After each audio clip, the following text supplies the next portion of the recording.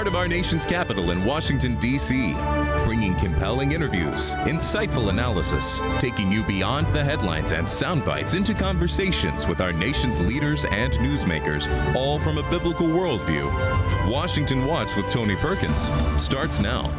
It's a memorandum of understanding. If it doesn't get done in 60 days, that's all right. We go back to bombing. You know, I don't want to do that because it's so good. But we might have to, because we're never going to let them have a nuclear weapon. But they've agreed not to, and you'll see that very clearly in the agreement.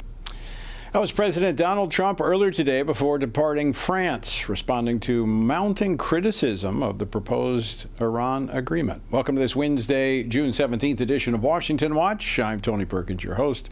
Thanks for tuning in. Well, coming up, the full text of the 14-paragraph Memorandum of Understanding was released today after a leaked copy was widely reported by the media. The document outlines a framework for final agreement to be negotiated over the next 60 days. Israeli Ambassador to the United States, Michael Leiter, joins us to discuss Israel's perspective on the proposal, including the potential implications of Lebanon's inclusion in the framework. Plus, Congressman Brad Knott joins us to discuss the delay in confirming Jay Clayton and the effort to move the Save America Act before the Senate. All of that and more straight ahead. All right, the top news surrounds the proposed agreement with Iran. President Trump says several versions of a draft agreement that were circulated online yesterday were inaccurate. However, the administration later released the text of a 14-paragraph memorandum outlining the framework for negotiations, drawing immediate criticism from some observers. Joining us now with the latest is Casey Harper of the Washington Stand. All right, Casey, bring us up to speed on where things stand at present. Sure, Tony. The U.S. and Iran are expected to sign this deal on Friday, but there's still really confusion about what exactly is in it, even after the details were released. Now, what we know is the point, it reportedly includes calling for Iran to dilute the enriched uranium they have down from being less dangerous, less weapons grade. It waives sanctions on Iran, sort of on a schedule, reopens the Strait of Hormuz. It withdraws American troops from the region, as well as some financial relief for Iran. But the devil's in the details on that. I mean, how many troops come out? How much money do they get? Who is giving it to them? Now, earlier today at the G7 summit, world leaders showed support to President Trump over this preliminary agreement and some of the wins that are perceived there. In fact, here's a clip of President Trump earlier today at the G7 defending it. The Obama deal was one of the dumbest deals I've ever seen. It was a road to a nuclear weapon. My deal is a wall to a nuclear. You're not going to have it. It's a wall to a nuclear weapon. Now, sort of adding to some of the confusion, the president has pushed back on some of the reporting that we've referenced. In a post on Truth Social, President Trump said that Iran's leaked comments on a deal with the U.S. were fake news and don't represent what has been agreed to. Meanwhile, a number of Republican senators have brought some criticisms of the deal. That includes even John Thune, Ted Cruz, and Senator Bill Cassidy. All right, we're going to talk more about that a little bit later. Let's shift to some news here in Washington, D.C. President Trump delaying the confirmation hearing of his pick to lead the Department of National Intelligence. Jay Clayton, what's this all about? Yeah, so President Trump has ordered the delay of this hearing on the nomination, an effort to put pressure on Congress to pass the SAVE Act, which is the voter ID bill. Now, Republicans have been pushing to get Clayton, the president's pick, and a top U.S. attorney in Manhattan to get this intelligence role, but President Trump is insisting on the passage of the Save America Act first, and this comes after he sort of blew up the passing of FISA over his pick of Bill Pulte, and sort of has intertwined the FISA and the head of intelligence. Now, here's Senate Minority Leader Chuck Schumer really levying some criticisms at President Trump over his choice of Bill Pulte earlier today. There can be no other explanation for the choices Trump is making, and his insistence on having a political hack like Bill Pulte serve atop our Intelligence Committee, other than he plans to order Pulte to abuse his powers as Director of National Intelligence.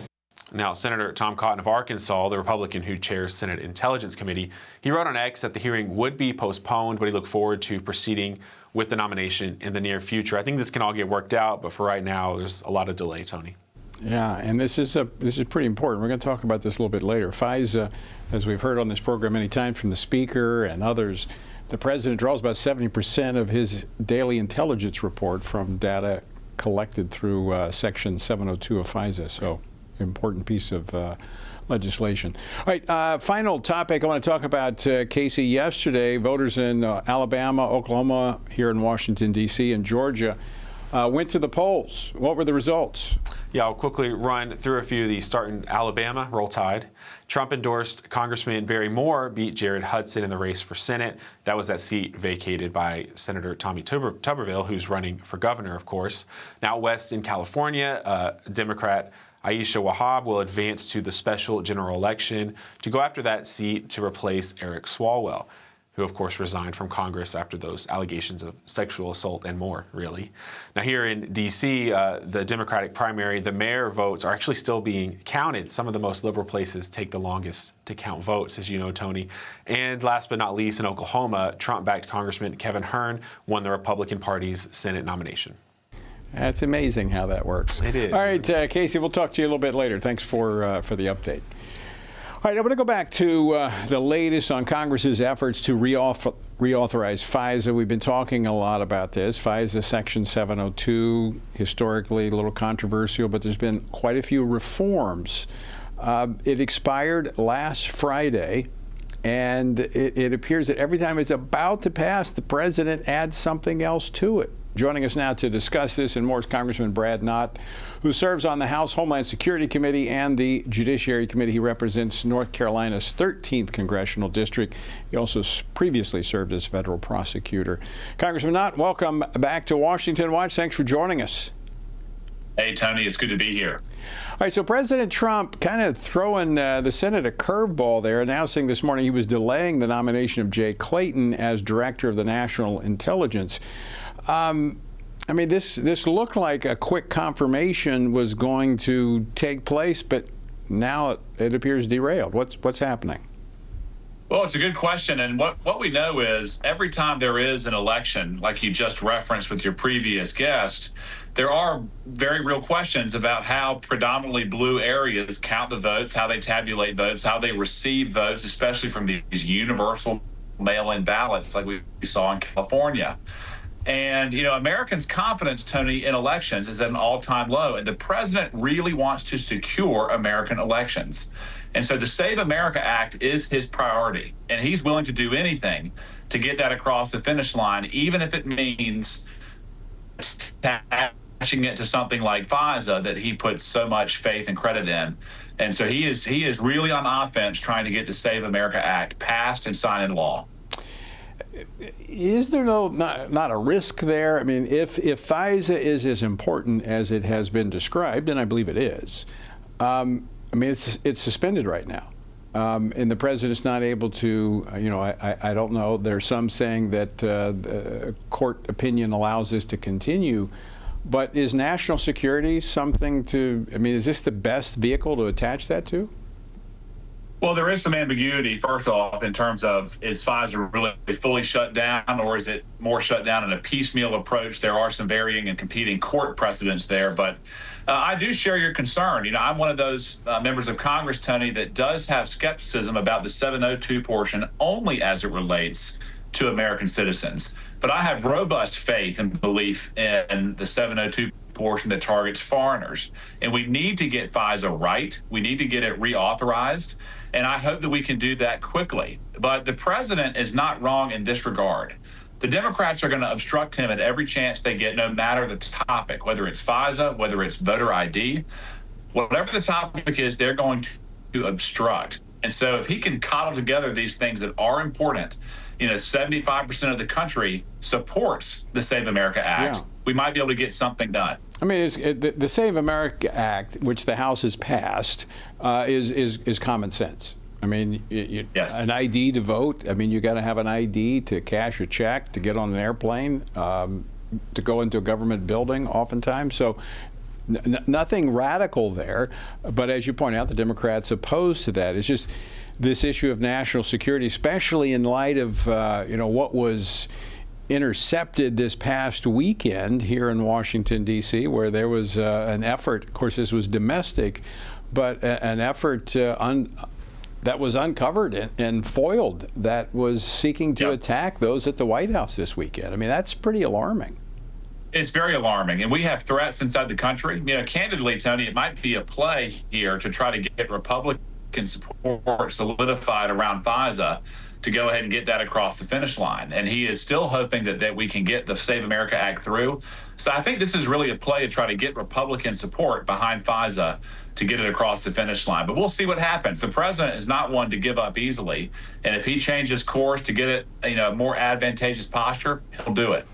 Now, you mentioned the concerns about FISA in passing, making sure that Americans are not caught up in that net of the 702 section of FISA. But there's been many reforms. Are you comfortable that the reforms that have been put in place regarding FISA addresses those issues so that if and when it is reauthorized, that Americans are safe? I want to get the best deal we can, Tony. And candidly, if I were writing this bill, I do have concerns still. Right now, the reforms implemented only allow for the Article 2 policing authority. And what does that mean? That means that the intel community polices itself and then reports to Congress. I believe there needs to be a division of powers to authorize or to somehow be involved, whether it's the courts or Congress, with the application of FISA. And if FISA is going to be used to investigate a United States citizen, the Constitution is very clear that we need to have a warrant. So moving that we all need to be working towards, and I want to get the best deal possible. And so I believe that further reform is needed. Is the oversight that Congress provides for the program robust enough? Again, in my opinion, it is not robust enough simply because we essentially review reports that the intel community collects, scrutinizes, and then gives to Congress. They have a very high wall around this mechanism, in part because it is classified and it is very far-reaching. But given the importance of the bill and of the program, I believe that when American citizens' information is being targeted, there does need to be a more robust oversight from some other entity besides the intelligence community. Again, right now, it is completely within the intelligence community that the policing is taking place. That's not how it works in law enforcement. That's not how it works in the constitutional framework. And I believe that even though this is supposed to be targeting foreigners, we know it targets Americans. So we do need to have additional oversight, separate the powers, and try to move the ball in a more constitutional construct. I would agree with you. I think that's essential as we have seen the abuses of this in the past years. Congressman Brad Nutt, always great to see you. Thanks so much for taking time to join us today. Hey, thank you, Tony.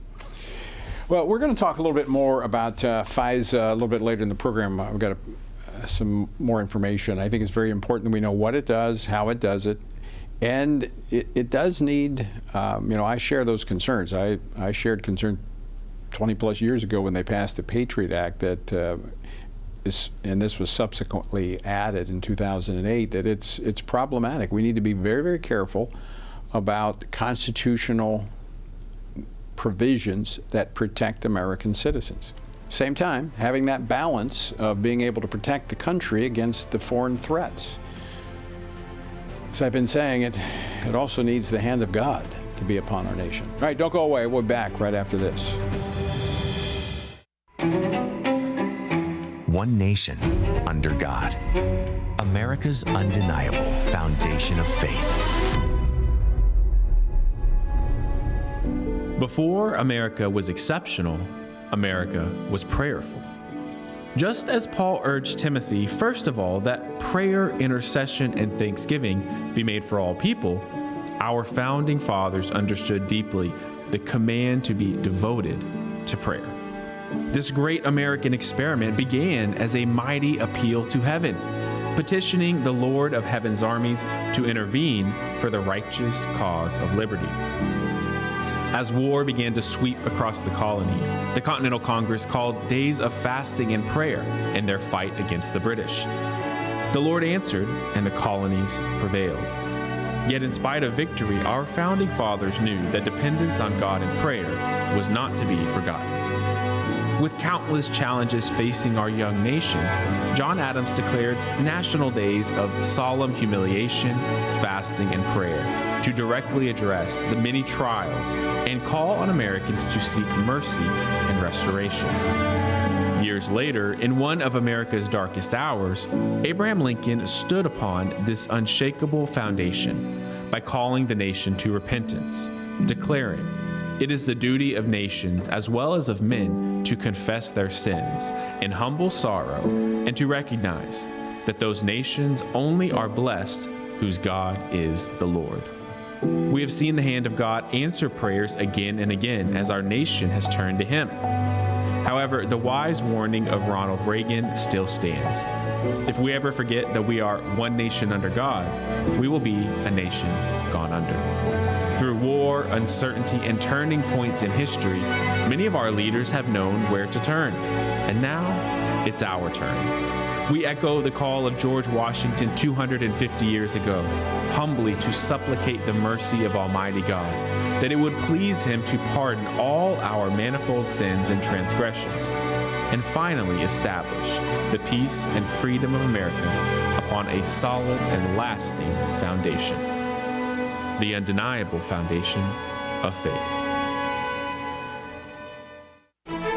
Looking for a trusted source of news that shares your Christian values? Turn to the Washington Stand, your ultimate destination for informed, faith-centered reporting. Our dedicated team goes beyond the headlines, delivering stories that matter most to believers. From breaking events to cultural insights, we provide clear, compassionate coverage through a biblical lens. Discover news you can trust at the Washington Stand, where faith and facts meet every day.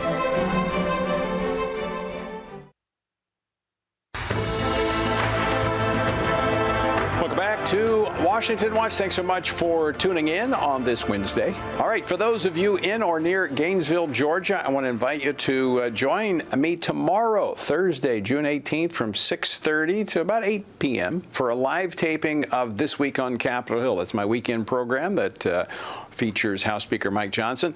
The event will be held at North Hall Church in Gainesville. It's a part of FRC's Faith, Family, and Future Tour. So I invite you to join us at 6:30 p.m. tomorrow night at North Hall Church in Gainesville. To get more details, text Georgia to 67742. Georgia to 67742. All right, earlier today, the Trump administration finally released the official text of the U.S.-Iran agreement after a leaked copy of the 14-page Memorandum of Understanding was widely reported by the media. President Trump also announced that the agreement has been shared with Israel. Joining me now to discuss the agreement and its implications for our friends in Israel and the entire region is Israel's ambassador to the United States, Michael Leiter. Ambassador Leiter, welcome to Washington Watch. It's good to see you, my friend. Good to be with you, Tony, as always. So I'm just going to jump right into this. Your reaction to the contents of the MOU now that it has been officially released.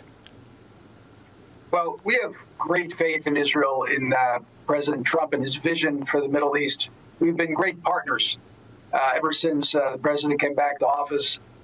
We've implemented the 12-day war in June together against Iran. And, of course, ever since February 28th, in epic fury and roaring lion, we've flown shoulder to shoulder, wing to wing, and we've degraded one of the world's most malign group of people, the madmen of Tehran, who have held us all hostage by closing down the Straits of Hormuz and firing ballistic missiles into all of her neighbors.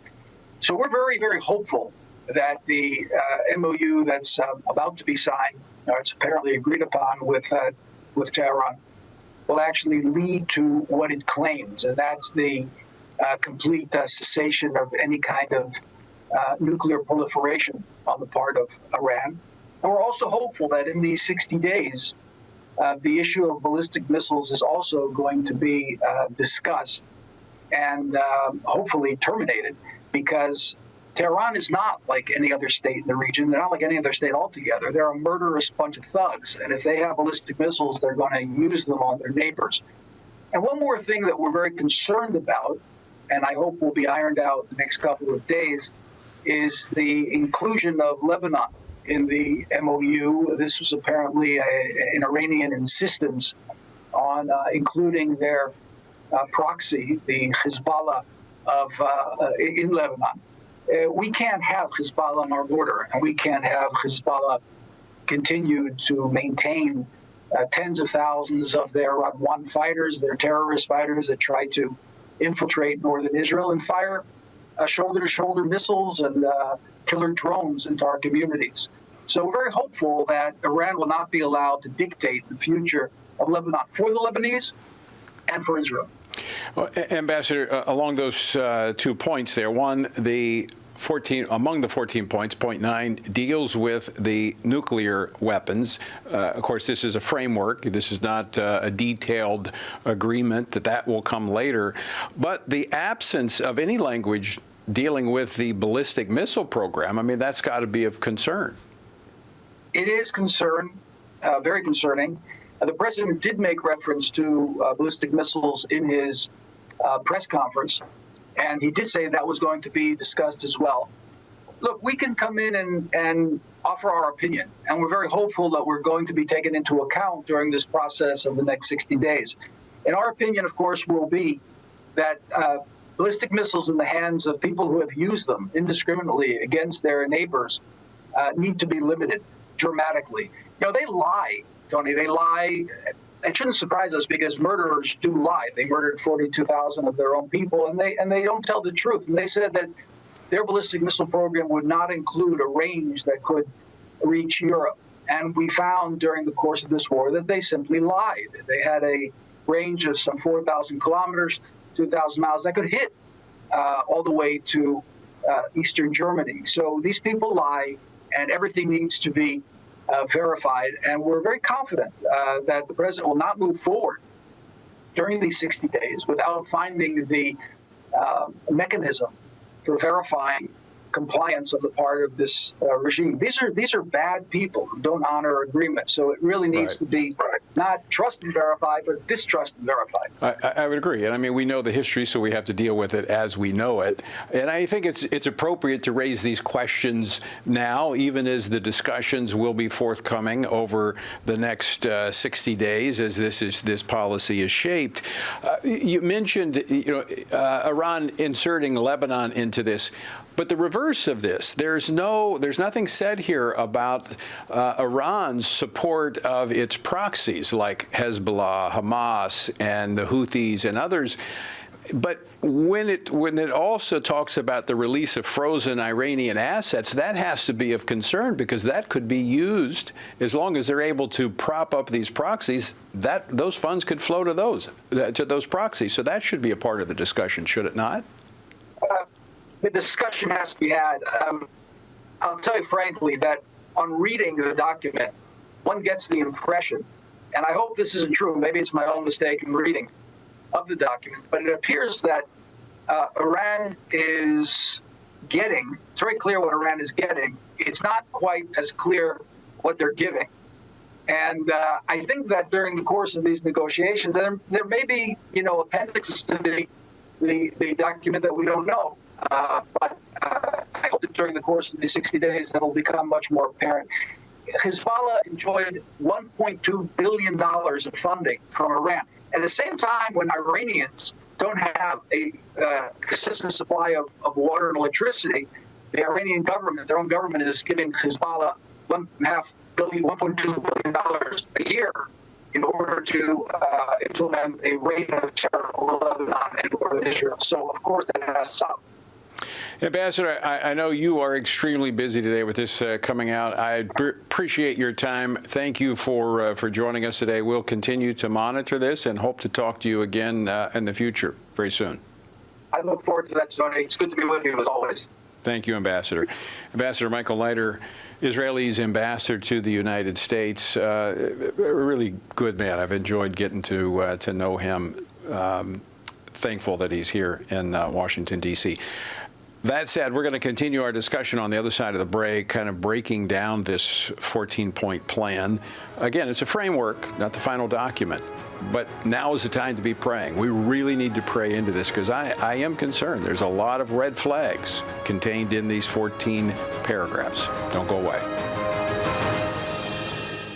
Stand Firm app brings trusted Family Research Council resources together in one place. Stay informed with news articles from the Washington Stand, watch interviews from Washington Watch, explore courses produced by FRC, and find many other resources to equip you to engage culture and government from a biblical perspective. Download the Stand Firm app today by texting APP to 67742 or by searching for Stand Firm in your app store. Have you noticed the upsurge in gambling ads? How could you not? The ads are big, bold, shiny. They virtually glitter with gold. Well, fool's gold, because as they say, the house always wins. But some lessons are easily forgotten, and nowhere is this more evident than the rise of the sports betting industry. Since 1992, 39 states and Washington, D.C. have legalized sports betting, and as a result, more than $600 billion has been wagered on sports since 2018. Now, Christians should be instinctively concerned about the latest growth in gambling. For one, gambling profits are often losses for those least able to afford them, causing unnecessary friction within families. Secondly, it's inherently exploitative.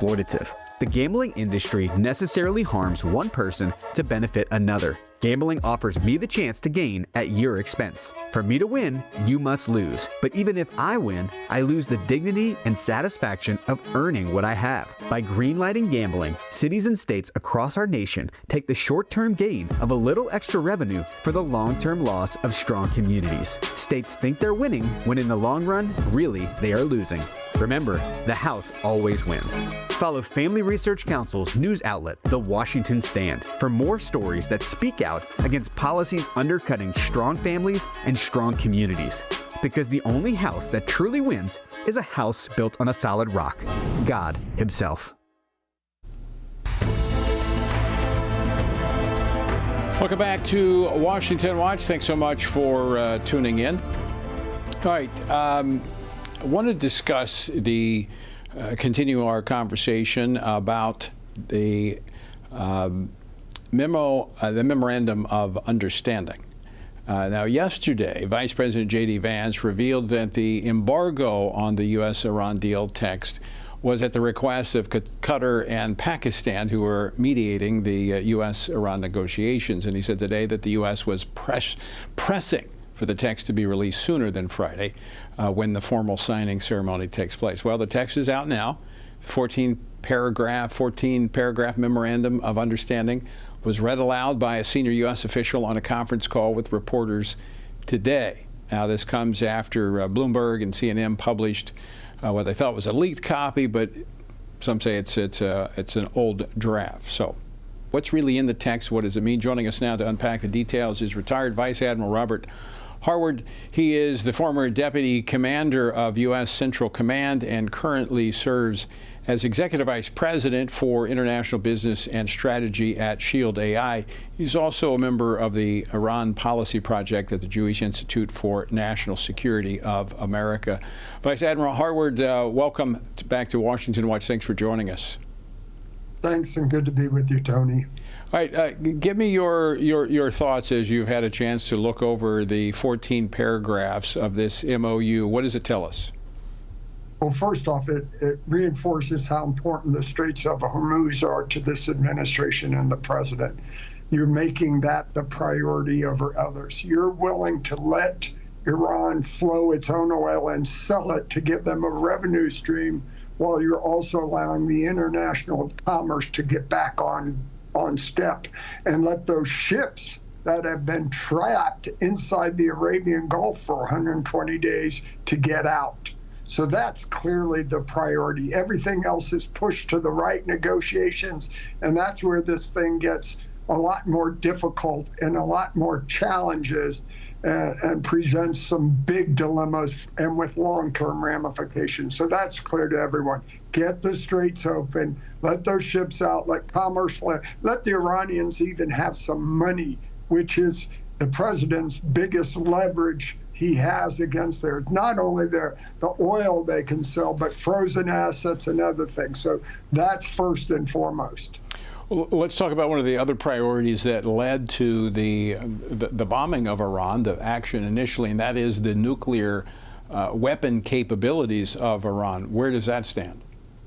Well, that's all pushed into the 60-day memorandum of understanding. And at that point, I think it'd be very astute for the president to pass this to Congress. Under the Iran Nuclear Review Act, he's got to get them involved at that time, because that has serious long-term ramifications. And we do need to have them surrender their highly enriched uranium, the material they have for a bomb. That's got to be part of it. But what you're willing to give up to that needs congressional support at this point. So I think that would be the appropriate next step. The sanctions, I think, also connected to that. The Congress has to be a part of that conversation as well. Talk about the long-term consequences and concerns, because typically in this city we think about election cycles. We don't think generationally. We don't look 20 years down the road, 30 years down the road, as to what this might mean for the Middle East. You're exactly right, Tony, and we're the only ones who do that. If you look at the Arab countries, Iran, those governments, those leaders are in place for decades, where we flow in and out every 2 or 4 years. So we do play to our political objectives, short-term for long-term risk to our country. And that's the problem we're in right now. If Iran hands over the nuclear material and acknowledges that the Straits of Hormuz are international waterways, they're not going to charge as they're suggesting they and Oman should be able to control that. Then you have, and we unfreeze those assets, they'll go back to what they've done before. They'll build their more missiles, they'll build more drones, they'll fund their surrogates, and you do not change the long-term security apparatus or situation in the Gulf. In fact, you could exacerbate it and make it a lot worse. So I do believe Congress should be involved in all of that. Where does this leave I was talking earlier just in the previous segment with the ambassador to the United States from Israel. Where, in your opinion, does this leave Israel? In a tough space. I agreed with his comments. I watched your interview. We need to allow Israel to have freedom of actions. Their national security objectives and concerns are much closer near to them than they are us. They existential threats on each of its borders, not just from Iran. So to restrict their ability to pursue and protect themselves from Hezbollah, Hamas, even the Houthis, is a problem that we should not presuppose for them. We just have about a minute left, Vice Admiral, but one of the questions I asked the ambassador was releasing frozen Iranian assets, but at the same time not restricting or getting extracting some type of commitment from them not to continue to build up and hold up their proxies. That could come back to bite us. Exactly right. As I just said, you need guarantees on all those objectives before you give them any financial compensation. Missiles, drones, surrogates, and human rights. Don't forget, this is a regime that's killed not only thousands of Americans, but tens of thousands, if not more, of Iranians. So instead of holding them accountable, we're going to reward them. That's a problem. It's a big problem. Vice Admiral Harward, I want to thank you for joining us. As always, appreciate your candor and your insight. Thank you. All right, folks. As I said earlier, something to be praying about. All right, don't go away because we've got a lot more Washington Watch coming up right after the break, so don't go anywhere.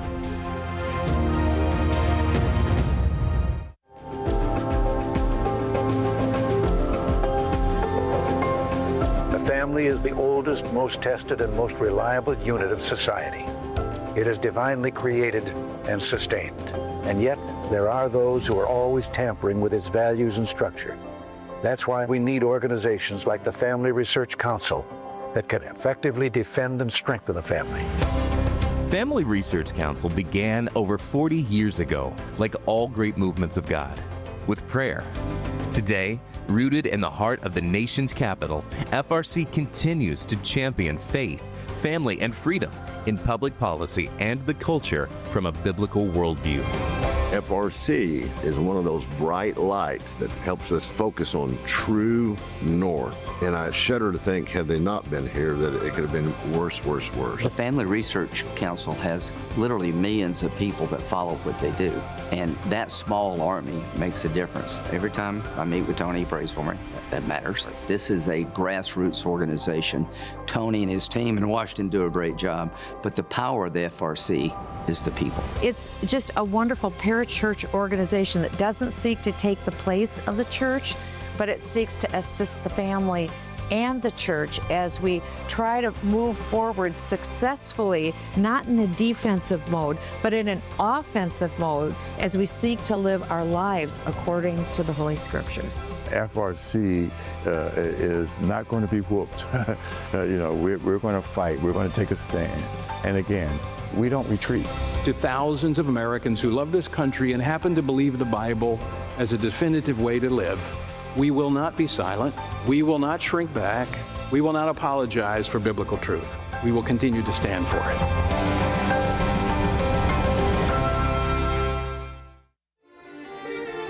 What is God's role in government? What does the separation of church and state really mean? And how does morality shape a nation? President John Adams said our Constitution was made only for a moral and religious people. It is wholly inadequate to the government of any other. Join Family Research Council for God and Government, a powerful series that explores the connection between biblical principles and the American government, equipping you with truth to engage in today's most pressing debates. We'll uncover the foundations of our nation's history and why it's relevant for today. Join us to defend God's plan for government, because faith and freedom were never meant to be separate. You can view the course at frc.org/God and Government or on the Stand Firm app.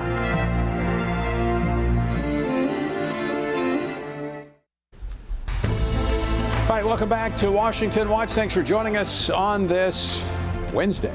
All right, as a part of our Defend Our Founding Freedoms campaign, generous friends of FRC have put forth a special matching challenge fund so that any gift you give until June 30th, which is the end of our fiscal year, it's double.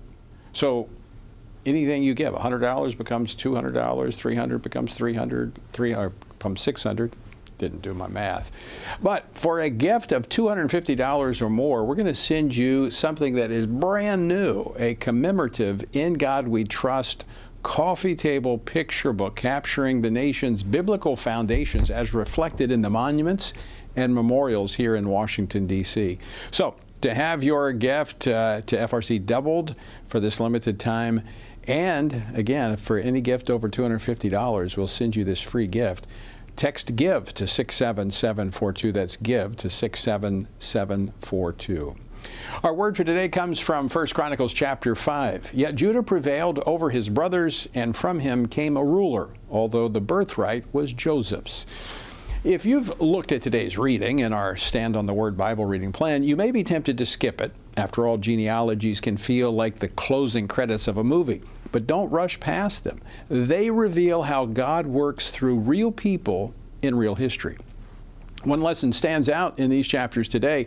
God's purposes are not determined by human privilege. Reuben was Jacob's firstborn and should have received both leadership and a double portion of inheritance. Yet because of his sin, he forfeited those privileges. The birthright went to Joseph, while the leadership line came through Judah, from whom David and ultimately the Messiah came. Throughout Scripture, God often works contrary to human expectations. Abel rather than Cain, Isaac rather than Ishmael, Jacob rather than Esau. Again and again, God reminds us that his plans are not governed by birth order, status, or natural advantage. That should encourage all of us today. We're not limited by our background, circumstances, or the opportunities we may have missed. What matters most is our willingness to trust God, walk faithfully with him, and submit ourselves to his purposes.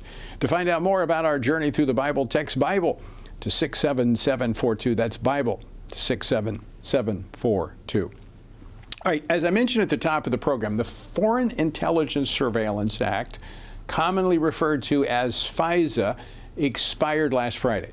The Senate is currently working, they're trying to work through this stalemate over a renewal of this key surveillance authority, which many lawmakers view as an important tool for keeping our country safe.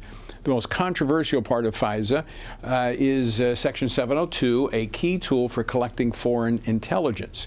In April, Congress passed a 45-day extension of the tool, but that extension has expired. So what exactly are the tensions over Section 702, and where are lawmakers divided over it? Our Mary Stackhouse breaks down what FISA Section 702 is, the controversy around it, and what's at risk without it. This is a key tool that our intelligence community uses. Section 702 of the Foreign Intelligence Surveillance Act allows for the collection of intelligence on foreign nationals who mean to do Americans harm. U.S. intelligence agencies are able to monitor these communications without individual court orders. While many lawmakers acknowledge that FISA Section 702 is critical to gathering foreign intelligence and threats against the U.S., there are some that say it needs additional reforms to protect the constitutional freedoms of Americans. Right now, we know for sure there is warrantless collection of information on the American people. We have other issues we've got to deal with. The kill switch, surveillance in automobiles, central bank digital currency, tracking what we spend, how we spend it, what we can buy. There's been much debate among Republicans and Democrats over whether additional reforms to FISA Section 702 are warranted. Millions of Americans are caught up in the surveillance by the intelligence agencies if they happen to communicate with a foreigner who is under surveillance.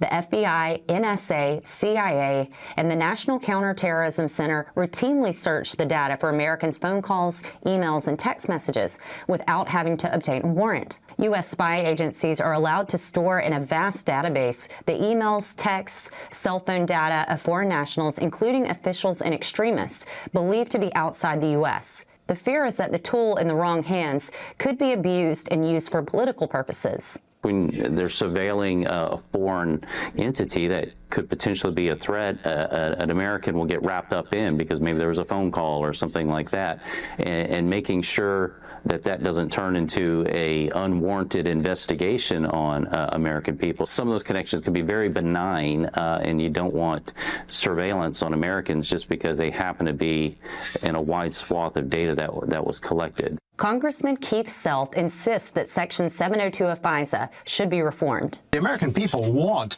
a warrant. They do not like the surveillance state that is emerging. We need a bill that has a warrant in it, that we re-examine the electronic communication service provider. We stop these gag orders when the government orders providers to give them data. Certainly, we need to stop buying Americans' data from data brokers. Meanwhile, other lawmakers, including Texas Congressman Michael Cloud, are seeking to ban a central bank digital currency, warning that it could expand the government's ability to monitor consumer transactions. We are working to make sure that we continue the process of cleaning up FISA, to make sure that our intelligence agencies have the tools they need to go after foreign threats to the United States, but at the same time make sure that we protect the civil liberties of Americans. House Minority Leader Hakeem Jeffries has pushed back on a clean FISA extension. What you can expect is that every single Democrat will oppose the rule. And then we'll see where we go from there. It's clear that FISA reforms are necessary. FISA was enacted in 1978 to establish legal procedures for foreign intelligence collection. Section 702 was later added in 2008 to handle digital data. In 2024, Congress added 56 major reforms to the law. The changes were designed to protect the privacy of U.S. citizens. Supporters viewed these provisions as essential safeguards for accountability.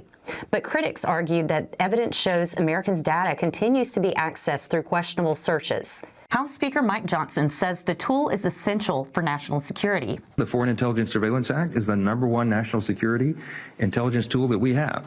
Roughly 2/3 of the President's daily national security briefing comes from intelligence that is collected from us surveilling foreign dangerous people, terrorists, and others who mean Americans harm. In an interview on Washington Watch with Tony Perkins, Senator Steve Daines, a member of the Senate Foreign Relations Committee, cited numerous examples of how the law has helped the U.S. thwart terrorist attacks. There's a number of publicly reported open source examples of where they've thwarted attacks here on the homeland, terror attacks.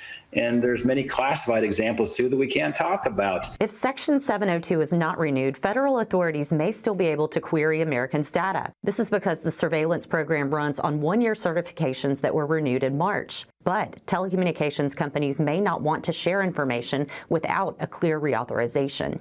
When you make safety the first priority, that's when you get all the malfeasance we saw during the COVID years. Yes. And this is why you have to keep the priorities in place where freedom's first, safety is a close second. This tension between safety and freedom will continue to be at the center of the debate around Section 702. For Washington Watch, I'm Mary Stackhouse. Yeah, that was Mary Stackhouse with Washington Watch, giving you kind of a primer on what FISA really is. I support the FISA in its purpose and keeping America safe, but I also very much, as I've talked about with members on here, support the reforms necessary to protect the fundamental freedoms and rights of Americans. So we'll continue to push and watch that and monitor it. All right, joining me now in studio to discuss this and other items is the Washington Stand's Casey Harper. Hey, Tony. Casey, welcome. Thanks. All right, I want to talk a little bit about C-SPAN. I was on C-SPAN this morning. That's right, I know you were up early watching that, but FISA. This is one of the things we've been talking about, that security versus freedom. Right. Right. I mean, Senator Daines in the package, the video we just watched, he laid out that there's classified attacks we don't even know about. I mean, attack attempts we don't know about. And, you know, just recently we had this planned attack on the UFC event, Freedom 250, that was thwarted. Yeah. I mean, 23 people. And I noticed a detail there that they were using Signal, which is, if you ask anyone in journalism, they purposely use Signal because it's not being monitored. That's the perception. Right. But it seems that that's not the case. And I can't help but wonder if FISA was used to do that. But it raises this question that it really goes back to the founding. And there's some really good analysis of this, of is it worth it to risk your life to be free? Because the men who signed the Declaration of Independence, they did it at the risk of their lives and their sacred honor, as they put it. And so that's been a tension of the U.S. from the very beginning. We could have always been a safer place. And that's the argument made on gun control, for instance. Let's just take everyone's guns, lock everyone down, make everyone go through a metal detector everywhere they go. Theoretically safer, maybe, but what cost? But freedom. Yep. But there's another element that I've brought up before that I'm going to keep beating this drum. One of the reasons America has enjoyed unprecedented freedom and security, I mean, look, 9/11 was really the first time on our shores that we've had this attack such as that. It's because the hand of God protecting our country. I mean, there's only so much we can do and be free. And we have to rely upon God. And I believe God actually intervenes in the affairs of men, and I believe he protects nations. He says that he is like the hills of Jerusalem around his people. And so when we move away from God and we depart from his ways and from his word, I believe God lifts his hands of protection. Yeah, and I think in some ways that's a mercy to us, that small amounts of judgment can ultimately bring us back to repentance. Correct. Right? And so even when God is seemingly judging us, there's hope for redemption in that, because that's just how good he is. Well, Arnold Toynbee, not speaking, the historian, not coming at it from a biblical perspective, but he talks about how that external threat can awaken a dying civilization. Because it needs that what he calls a creative minority to respond, and it's usually those external threats. Well, we see that in history. I mean, the Roman Empire is often compared to the U.S., and I think that's apt because Benjamin Franklin said we have a republic if we can keep it. We're all around us in D.C., it's Roman in architecture. That has always been in mind. And the story of Rome going from republic to empire to collapse is a very famous one, but it crumbled from the inside. No one was strong enough to take down Rome from the outside. And by the time that happened, it was because there was a hollow core. And I fear that is the same But you know problem. what's interesting? I wasn't going to go through this, but when you look at the coinage that the archaeologists have discovered from Rome, the further it moved toward their implosion internally, their coinage was debased. Yep. They the silver became a little cheaper, the gold a little cheaper. Very similar to how we've been inflating our currency. That's right. In Isaiah, I want to say Isaiah 1, it says that a sign of judgment is when the currency becomes less value and is watered down. Yeah. And so my point is that we need to be paying attention to these threats and not just crying out for more security, but asking why are we at a greater threat? Right. And part of that, I believe, is because we've lost our spiritual core and the protective hand of God.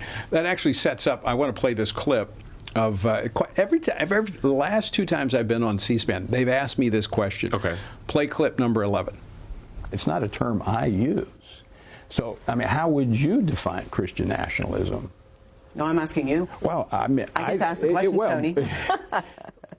There's no definition to it. It's used more as a pejorative term to try to end a conversation. So the last 2 times I've been on, they said, define Christian nationalism. I get to ask the questions, Tony.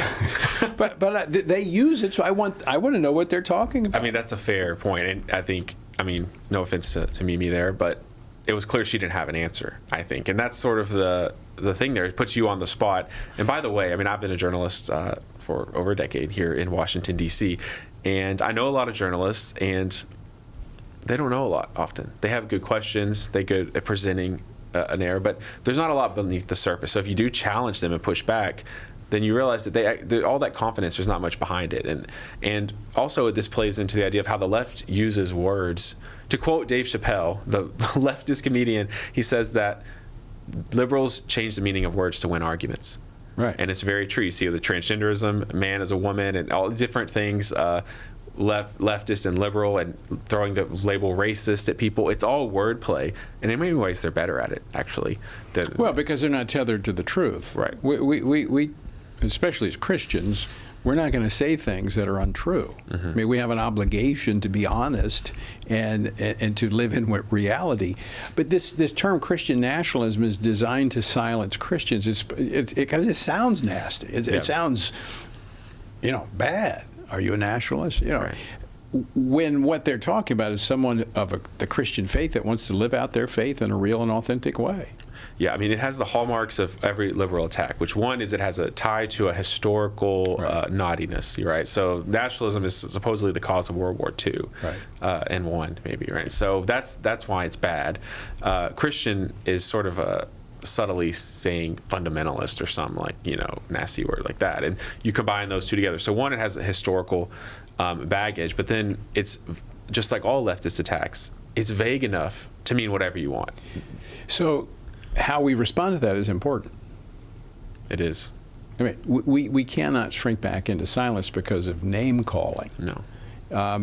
And I think, look, I'm first and foremost a citizen of the kingdom of God. Mm-hmm. But he's blessed me by putting me in this country, in America. I'm proud to be an American. Not always proud of what my country does and the policies that they embrace, but I am grateful. I've traveled the world. I'm glad I'm an American, and I'm going to, as I did when I was willing to put on the uniform as a Marine, I'll fight for this country. And today I'm fighting in the political and the cultural arena because I think this country is worth fighting for. It is, and it's also worth being grateful for. I think that's what's lacking on the left and the right is a sense of gratitude. But I think there's an unfair standard here. The people in the church who don't want you to be involved in politics and all the rest, they will celebrate when a leader of a different country says a prayer or dedicates their country to God or something. So they sort of want all the nations to be Christian and dedicate to God, but America needs to be some kind of secular, postmodern, or liberal state. I think we need to embrace, as Christians, we need to embrace our faith, and we need to live out our faith and celebrate it. Right, even in the public square. Even in the public square. We cannot compartmentalize our faith. Well, the word doesn't allow it. All right, Casey, we're out of time. Thanks so much for joining us, Tony. Folks, unfortunately, we are out of time. Thanks for joining us. Until next time, remember, pray, vote, and stand. Washington Watch with Tony Perkins is brought to you by Family Research Council. To support our efforts to advance faith, family, and freedom, please text GIVE to 67742.